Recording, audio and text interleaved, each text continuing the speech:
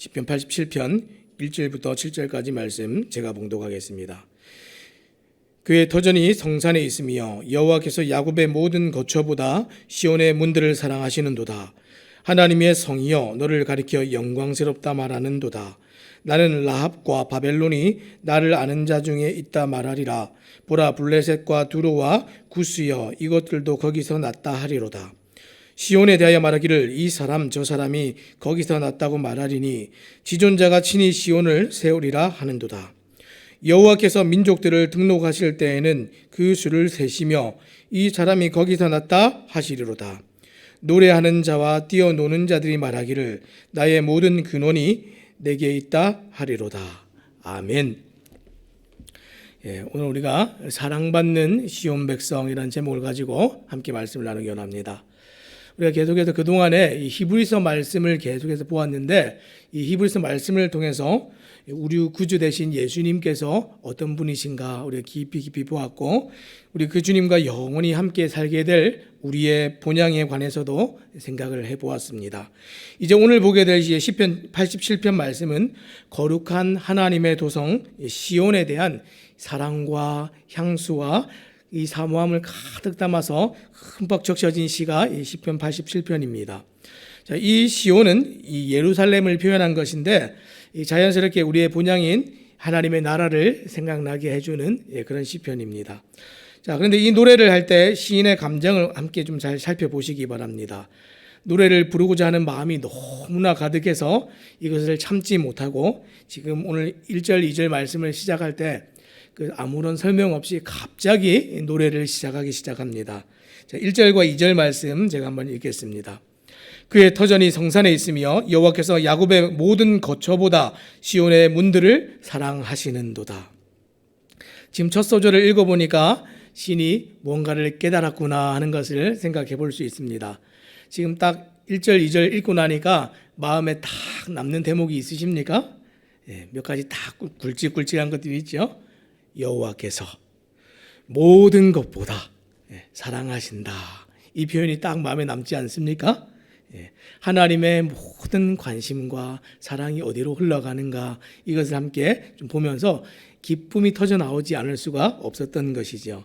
자, 시인은 하나님의 모든 관심이 쏠려 있는 시온을 묵상하다가 기쁨이 터져 나왔습니다. 하나님은 이 지금 유다의 높은 이 구릉지대에 산을 택하셔서 그분의 성전을 지금 건축하십니다. 근데 이 거룩한 산을 시인은 뭐라고 불렀습니까? 시온이다 이렇게 불렀고요. 거기에 세워진 거룩한 성전은 우리가 잘 알고 있는 예루살렘 성입니다. 하나님은 다른 곳에 지금 이 일을 하실 수 있었고 다른 곳을 선택하실 수도 있었는데 지금 다른 곳을 선택하지 않으시고 어떻게 하셨습니까? 이스라엘의 다른 성들뿐 아니라 모든 것 중에서도 야곱의 모든 거처는 하나님이 특별히 임재하시는 곳으로 선택되지 못했습니다. 모든 여러 후보들이 있었는데도 불구하고 지금 이 유다의 이 구릉지대의 이 높은 산 위에 하나님께서 예루살렘 성을 세우십니다.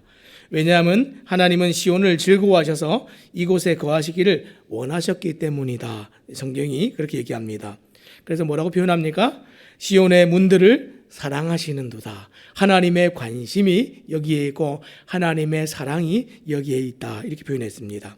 자, 그리고 하나님은 시온을 택하셨기 때문에 이 산은 거룩하고 이 시온은 하나님의 것으로 구별된다. 이렇게 얘기합니다.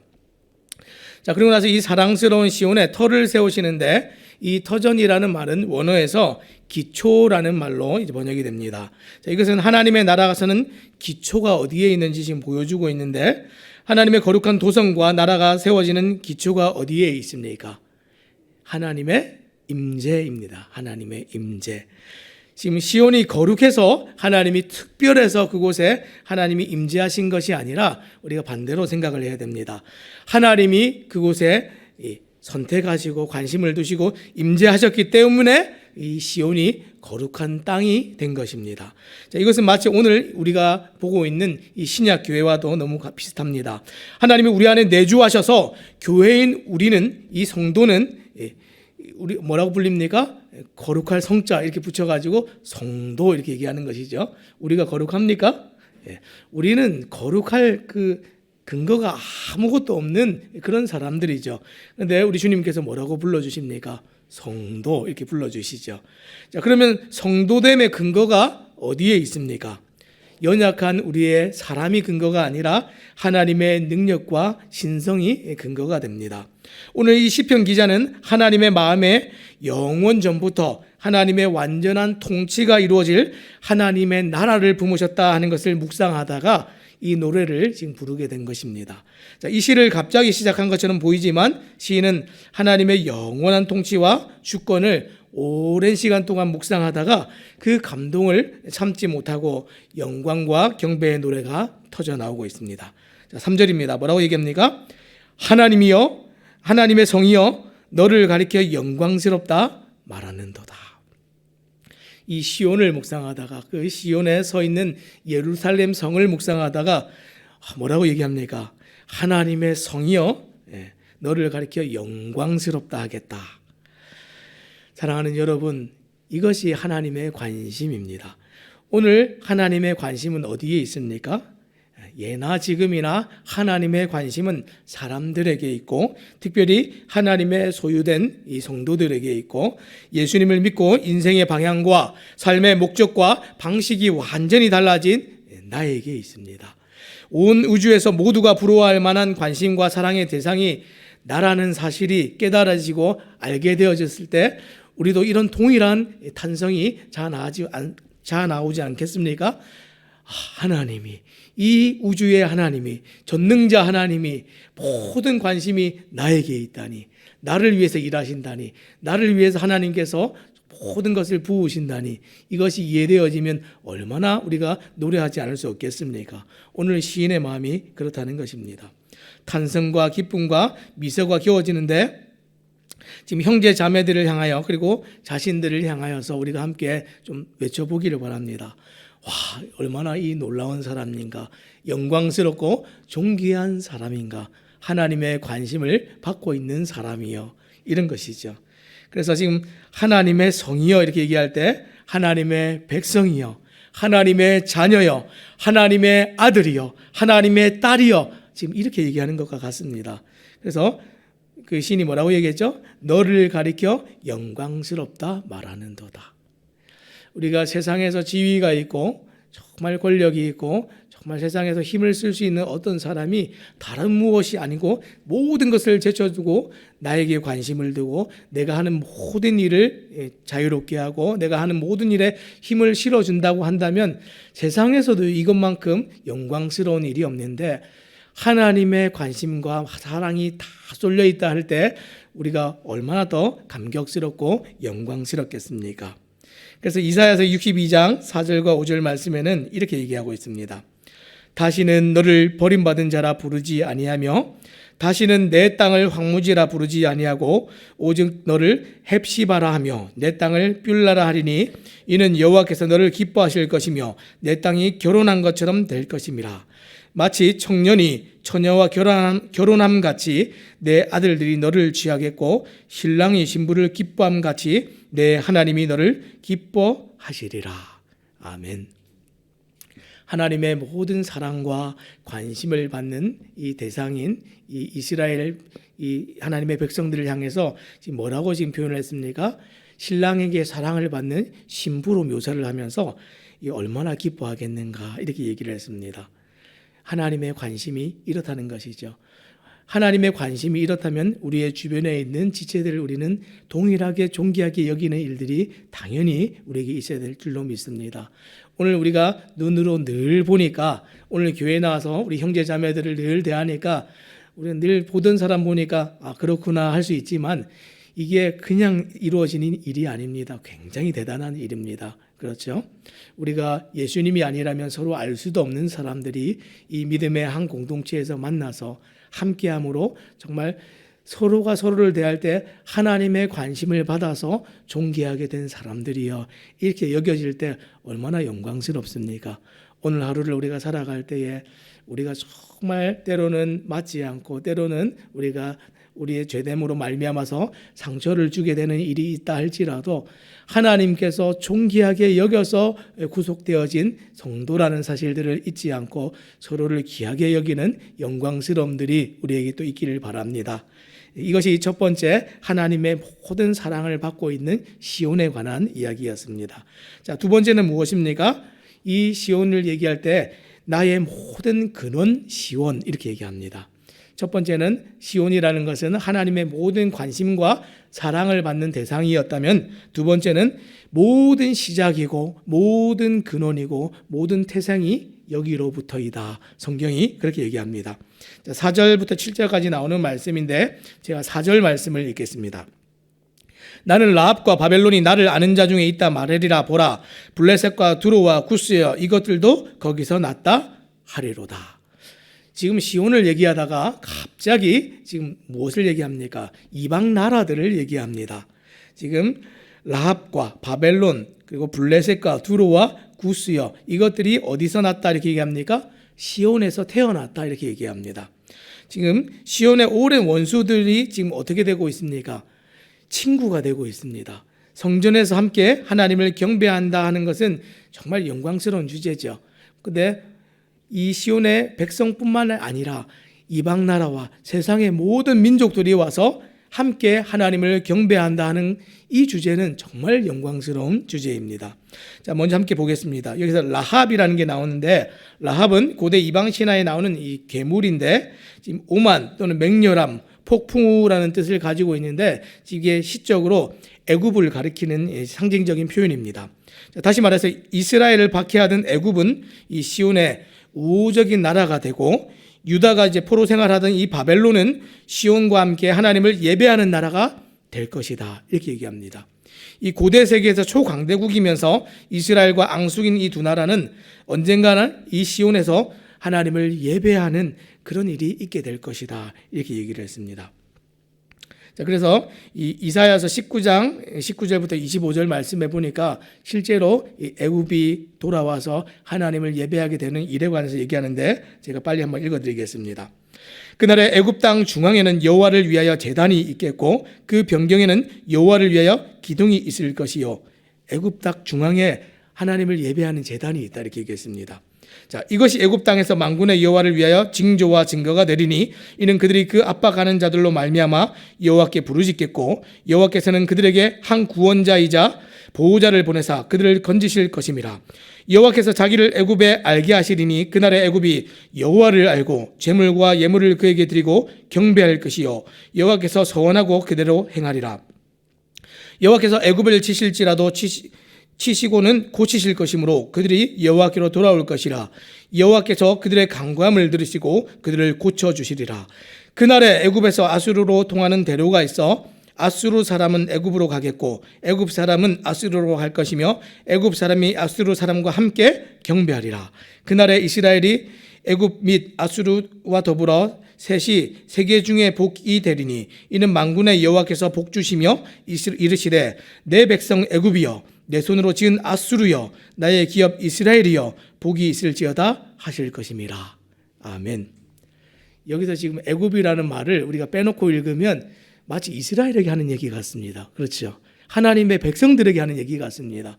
근데 성경이 지금 무엇을 기록하고 있습니까? 내 백성 애굽이여 내 손으로 지은 아수르여 나의 기업 이스라엘이여 복이 있을지어다 이렇게 얘기했습니다. 아직 이런 상태가 애굽에서 한 번도 실현된 적이 없는데 이것은 이 그리스도의 천년왕국 통치를 가리키는 이야기들입니다. 그리고 계속해서 또 뒤에 이어지는 이야기들 보면 블레셋과 두로와 구스도 얘기하고 있는데 4절 하반절에 뭐라고 얘기했습니까? 블레셋과 두로와 구스여 이것들도 거기서 났다 하리로다. 이 나라들도 지금 하나님께 경배를 드리는데 이 블레셋은 고대로부터 이어진 정말 이 원한 관계에 있는 나라입니다. 이 이스라엘과는 정말 철전지 원수 같은 나라인데 또 두로는 어떻습니까? 장사꾼의 마음으로 이스라엘을 대하던 나라입니다. 이 해상 무역을 하며 장사하던 큰 나라였는데 그런 장사하는 마음으로 대하는 것이 아니고 또 구스는 어떤 나라입니까? 이 당시 이제 에티오피아인데 멀리 떨어져 이스라엘에서 멀리 떨어져 있는 나라입니다. 근데 그 멀리 있는 구스도 여호와의 구원을 얻게 될 것이다. 블레셋도 두로도 멀리 있는 구스도 여호와의 구원을 얻게 될 것이다. 그러면서 이것들도 거기서 났다 이렇게 얘기했습니다. 이것들도 거기서 났다 하는 표현은 블레셋과 두로와 구스 곧 이방 나라들이 하나님의 임재 처소인 예루살렘 성에서 났다 이런 뜻입니다. 이 얘기는 무슨 얘기냐면 예루살렘 시민이 되었다, 백성이 되었다라는 것을 암시하고 있습니다. 우리가 대한민국 사람, 국민 이르려면 어떻게 합니까? 이 땅에서 태어나면 대한민국 나라의 사람이고 국민이 되는 것처럼 그 땅에서 태어났다. 근데 태어나지 않았는데 이 땅의 시민이 되는 사람은 어떤 사람들입니까? 이 땅에 영주권을 얻거나 시민권을 얻거나 하는 사람들이 그런 사람들이죠. 마치 이방에 태어났는데 이 땅에 태어난 것처럼 여겨지는 일이 있을 것이다 이렇게 얘기합니다. 다시 말해서 그들이 거듭나서 하나님의 이 복음으로 말미암아서 이 구원받은 하나님의 백성인 시온의 백성과 하나같이 되었다 이런 표현입니다. 이것은 마치 출생의 같은 형제가 되었다라는 말로 한 어머니의 자녀 같다 이런 표현입니다. 그래서 성경은 구원받은 자들에 관해서 말할 때 이 하늘의 예루살렘을 뭐라고 표현하냐면 어머니로 표현합니다. 그래서 갈라디아서 4장 26절 말씀해 보니까 오직 위에 있는 예루살렘은 자유자니 곧 우리 어머니라 이렇게 얘기했습니다. 그래서 갈라디아서의 이 표현은 성령을 따라 난 자들에 관한 그런 이야기를 지금 설명하기 위해서 출생이라는 이 모티브를 쓰고 있습니다. 우리 어머니가 지금 자유자라는 말이 무슨 뜻입니까? 우리가 종의 자녀가 아니다라는 것을 강조하기 위해서 자유자다 이런 표현을 씁니다. 자유 있는 여자의 자녀라는 것이죠. 자, 이것은 율법의 종로로 타는 자들을 해방시키신 예수 그리스도의 통치를 설명하고 있습니다. 자, 나라들이 새롭게 태어나고 영광스러운 통치로 들어가는데 성경의 관심이 지금 어떻게 됩니까? 나라에서 그치지 않습니다. 지금 5절 말씀 보니까 이렇게 되어 있습니다. 시온에 대하여 말하기를 이 사람 저 사람이 거기서 났다고 말하리니 지존자가 친히 시온을 세우리라 하는도다. 우리가 4절에서는 어떻게 했습니까? 정말 이 하나님 나라의 영광을 설명할 때 가장 핵심적인 게 뭐였죠? 막 길에 막 황금이 깔려 있고 막 진주문이 있고 이거는 가시적인 표현은 정말 영광스럽지만 진짜 이 하나님 나라의 영광을 표현하는 것은 온 나라와 민족이 연합하는 겁니다. 한 머리 가운데 그리스도를 머리로 해서 이 온 나라들이 새롭게 거듭나고 출생된 자들 같이 한 어머니의 한 자녀들 같이 연합하는 것, 사실 이것이 영광인데 나라들뿐만이 아니라 하나님의 모든 관심이 한 사람 한 사람 개인과 한 대상으로 지금 확대되고 있습니다. 하나님께서 모든 관심과 사랑으로 시온을 대하시는데 나라를 전체적으로 대하시는 것이 아니라 한 사람 한 사람을 개인적으로 알고 그렇게 대하십니다. 왜냐하면 각 사람이 하나님 보시기에 존귀한 존재들이기 때문에 그렇습니다. 사랑하는 여러분, 사람이 이 시온에서 났다 하는 것은 얼마나 고귀한 일입니까? 이 옛날 이 고대 로마에서 태어났다, 로마의 시민이다 하는 것은 굉장한 것이었습니다. 오늘날도 이제 힘이 있는 어떤 나라에서 내가 태어나고 그 나라의 백성이다, 나는 미국 사람이다, 시민권이 있다, 잘 사는 어떤 선진국에 나는 시민권이 있다 그러면 굉장히 대단한 일인데 나는 시온의 백성이다, 얼마나 고귀한 일입니까? 하늘로서 다시 태어난 자들은 어떤 사람들입니까? 성경이 우리에게 말씀해 주기를 너희는 왕같은 제사장이다, 이렇게 존귀한 사람이 있을 수 없다 이렇게 얘기합니다. 그리고 그 지존자가 친히 시온을 세우신다 이렇게 얘기했는데 지존자 대신 주님께서 세우시는 것만이 진짜로 가치 있는 겁니다. 세상에서 많은 능력이 있고 권세 있는 사람들이 업적을 세우지만 하나님이 친히 세우시는 것보다 가치 있는 것이 없지요. 근데 하나님께서 이 시온에 세우는 것은 어떤 것입니까? 하나님 나라의 백성들을 세워놓습니다. 이 하나님 나라에 정말 성이 세워지고 예루살렘 성이 세워지고 하는데 그 핵심이 무엇입니까? 구원받은 사람들이 그 중심에 있다는 것이죠. 이것이 하나님께서 하시는 일입니다. 자, 그리고 그 하나님의 나라가 쇠하지 않으므로 하나님이 친히 붙들고 계심을 증거하고 있습니다. 아무리 보아도 정말 오늘날 교회랑 너무 흡사하지 않습니까? 오늘날 교회가 그러합니다. 하나님이 교회를 보존하시고 지키시기 때문에 여호와의 기업인 우리는 두려워할 필요가 없습니다. 정말 하나님께서 이 교회를 정말 있게 하신 그때부터 오늘날까지 교회는 단 한 번도 쇠하여진 적이 없습니다. 왜냐하면 하나님은 친히 자기 백성을 지키시고 자신의 권리를 지키시기 때문에 그렇습니다. 그리고 오늘 하나님의 관심은 어떻게 합니까? 그 한 사람 한 사람을 세우시고 그가 시온에서 났음을 흡족하게 여기십니다. 자, 6절 말씀입니다. 여호와께서 민족들을 등록하실 때에는 그 수를 세시며 이 사람이 거기서 났다 하시리로다. 여기서 등록하다라는 표현은 문자적으로는 새기다, 기록하다 이런 표현으로 쓰고 있습니다. 하나님께서 구원받은 이방 족속들을 당신의 백성으로 계수하시면서 지금 기록하시고 있는 것을 지금 얘기하고 있습니다. 지금 이것은 우리 요한계시록에 나오는 말씀들을 너무 잘 떠올리게 만들어주지요. 그래서 요한계시록 21장 27절 말씀에 보니까 많은 사람들이 이렇게 나오는데 26절부터 제가 읽겠습니다. 사람들이 만국의 영광과 존귀를 가지고 그리로 들어가겠고 무엇이든지 속된 것이나 가증한 일 또는 거짓말하는 자는 결코 그리로 들어가지 못하되 오직 어린 양의 생명책에 기록된 자들만 들어가리라. 새하늘과 새 땅에 이 땅에 왔을 때에 거기에 들어가는 사람들에 대한 얘기를 하고 있는데 어떤 사람들이 들어갑니까? 이 오직 어린 양의 생명책에 기록된 자들만 들어가리라. 하나님의 마음에 새겨진다는 것은 이런 뜻입니다. 지금 하나님께서 구원받은 이방 족속들을 당신의 백성으로 계수하시면서 기록하십니다. 그리고 마지막은 하나님께서 구원받은 사람들이 처음 이것을 깨달았던 시온의 그 시인처럼 구원의 은총을 감사하면서 찬양하는 것으로 오늘 이 시편이 끝나고 있습니다. 자, 7절 말씀입니다. 노래하는 자와 뛰어노는 자들이 말하기를 나의 모든 근원이 내게 있다 하리로다. 그리고 예전에 이방이었던 그들이 노래하면서 지금 뭐라고 얘기합니까? 나의 모든 근원이 너에게 있다 이렇게 얘기했습니다. 시온에게 있다. 이 근원이라는 것은 문자적으로는 샘, 원천 이런 뜻을 가지고 있는데 이방 나라들이 이방 족속들이 시온으로부터 비롯된 이 구원에 동참하게 된 것을 얘기하고 있습니다. 이 사람들은 여기서 난 사람들이 아니죠. 태생적으로는 이방 사람들인데 이 구원에 동참하게 되는 일을 함으로 말미암아서 이 시온의 백성과 하나같이 되어지는 일이 있다. 이것이 너무 기뻐서 찬송하는 것으로 오늘 시편이 그렇게 끝나고 있습니다.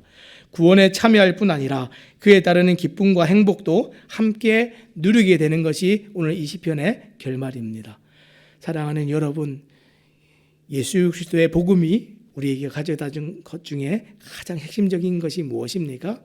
죄가 이 땅에 가져온 것은 분열이고 분절이고 다 나누어 놈이고 자기 중심성을 가지고 모든 것을 깨뜨려 놓는 상처라고 한다면 이 하나님께서 이 구원으로 말미암아 복음으로 말미암아 우리에게 가져온 것은 연합입니다. 연합.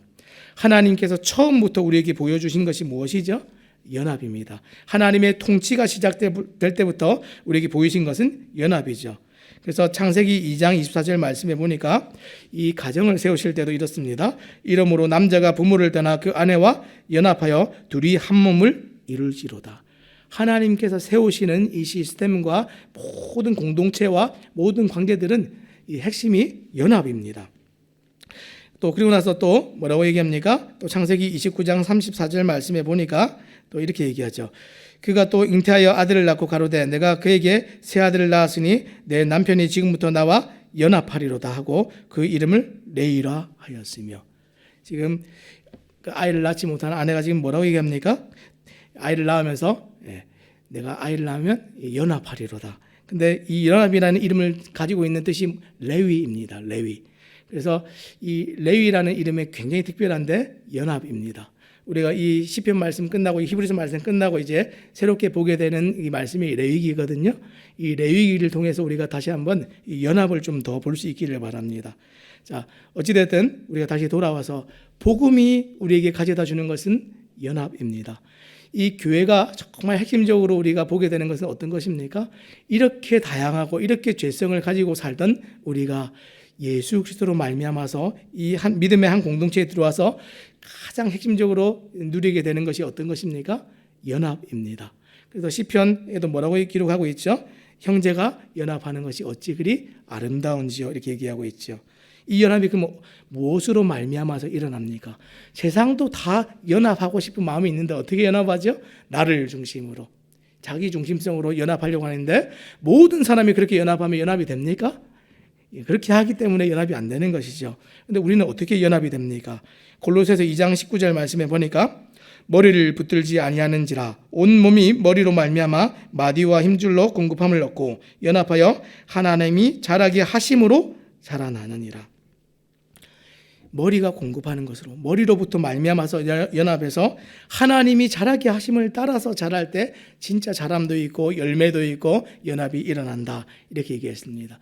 이것이 하나님의 진짜 통치이고 하나님의 나라이고 이것이 진짜 오늘 시인이 바라보았던 시온입니다. 사랑하는 여러분, 오늘 말씀을 좀 맺겠습니다. 우리가 이 시인이 터져나오는 기쁨을 주체하지 못하고 시온을 묵상하다가 노래를 했는데 첫 번째 이유가 무엇입니까? 너무나 큰 사랑을 하나님을 믿는 사람들이 받고 있다, 여기에서 감격을 했습니다. 두 번째는 무엇입니까? 우리의 모든 근원과 시작이 어디였는가? 하나님으로부터, 하나님의 나라로부터, 하나님의 권세로부터 시작된 이 사람들이 다시 하나님께 돌아갈 날을 꿈꾸면서 살아가야 될 것, 이것이 진짜 시온을 꿈꾸는 사람들의 모습이어야 된다. 오늘 성경이 그렇게 기록을 했습니다.